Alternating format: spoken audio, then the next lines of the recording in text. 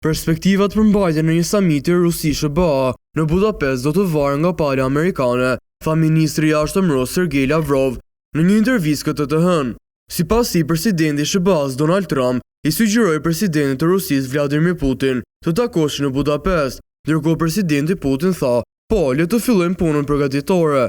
Pra iniciativa ekziston dhe ne jemi njerëz të sjellshëm, dhe kur ftohemi themi po, le të bijmë dakord si, ku dhe kur." Dhe pastaj kjo ftesë anulohet, siç tha presidenti Trump dje në Shtëpinë e Bardhë. Më vonë ata thonë se anulo, do të thotë shty, varet nga ata që e insinuan procesin, theksoi ai. Sipas diplomatit të lartë rus, ai nuk u ftua personalisht, por pati një bisedë të mirë me sekretarin e shtetit të SBA-s, Marco Rubio. Iniciativa ishte nga ana e Shteteve të Bashkuara. Siç thash, dëgjova si Departamenti i Shtetit lëshoi një komunikat ku thuhej se ishte një bisedë telefonike e mirë dhe produktive midis Rubios dhe Lavrovit. Dhe ishte aq e mirë sa për momentin, nuk kemi nevojë për takime, deklaroi ai.